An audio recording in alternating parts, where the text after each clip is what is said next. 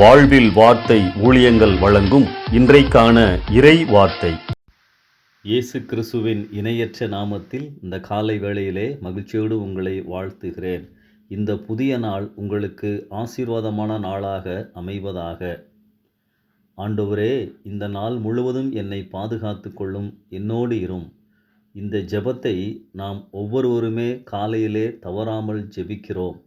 ஆம், நம் அனுதின வாழ்வில் பாதுகாப்பாய் இருக்க விரும்புகிறோம், அவசியம்தான். ஆண்டவருடைய பிரசன்னம் நம்மோடு இருப்பதுதான் உண்மையான பாதுகாப்பு. எப்போதுமே ஆண்டவருடைய பிரசன்னம் நம்மோடு உள்ளது என்பதையும், எப்போது அந்த பிரசன்னம் எடுக்கப்படும் என்பதையும் நாம் அறிந்து கொள்ள வேண்டும். கிறிஸ்துவோடு வாழ்கின்ற வாழ்க்கையில் அவருடைய பிரசன்னத்தை உணர்ந்து வாழ்வது மிக முக்கியமான ஒன்றாகும். அவருடைய பிரசன்னம்தான் நம்மை சரியான வழியில் நடத்தும், பாதுகாக்கும்.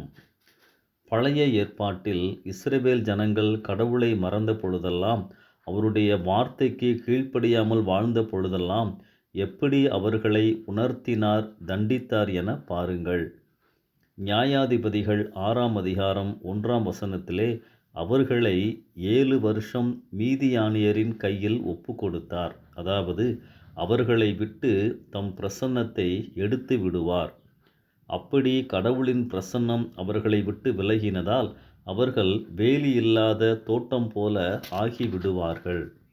இதுவரை அவர்களுக்கு விரோதமாக வந்தவர்களை எதிர்த்து போராடின தேவ பிரசன்னம் இப்போது அவர்களோடு இல்லை. இதன் விளைவாக எப்படி வேலி இல்லாத தோட்டத்தில் ஆடு மாடுகள் நுழைந்து பயிர்களை நாசம் செய்து விடுமோ, அதுபோல எதிரிகள் உள்ளே புகுந்து இஸ்ரவேலரை மேற்கொள்ளுவார்கள். கடவுளுக்கு செவி கொடுத்து வாழும் பொழுது நம்மை தேவ பிரசன்னம் சூழ்ந்திருக்கும். கடவுள் ஆளுகை செய்து நமக்கு எதிராக வருகின்றவர்களை கட்டுப்படுத்துவார். தம்முடைய பிரசன்னத்தை தம் ஜனங்களை விட்டு எடுப்பதுதான் கீழ்ப்படியாத இஸ்ரவேல் மக்களுக்கு கடவுள் கொடுக்கும் தண்டனை. இதை அவர்கள் உணர்ந்து மறுபடியும் ஆண்டவருக்கு செவி கொடுத்து ஆண்டவருக்குள்ளதாய் வரும்பொழுது ஆண்டவர் மீண்டும் அவர்களை பாதுகாப்பார், அவர்களோடு இருப்பார். அவர்களுக்கு விரோதமாக வருகின்ற எல்லா காரியங்களிலும் அவர் தலையிட்டு அவர்களை பாதுகாப்பார். இப்படித்தான் வேதத்திலே மாறி மாறி நடப்பதை நாம் அறிந்து கொள்ள முடியும். அன்பானவர்களே, நம்முடைய வாழ்க்கையிலும் அவருக்கு பிரியமில்லாத காரியங்களை நம் வாழ்க்கையில் நாம் அனுமதிக்கின்ற பொழுது அவருடைய பிரசன்னம் எடுபடும். பாதுகாப்பு இல்லாத ஒரு நிலையை நாம் உணருவோம். கடவுளின் உறவு இல்லாத வாழ்வே ஒரு தண்டனை போன்றதுதான். நமக்கும் ஆண்டவருக்கும் உள்ள உறவு சரியாக இருந்தால் அவருடைய பிரசன்னம் எப்பொழுதும் சூழ்ந்திருக்கும்.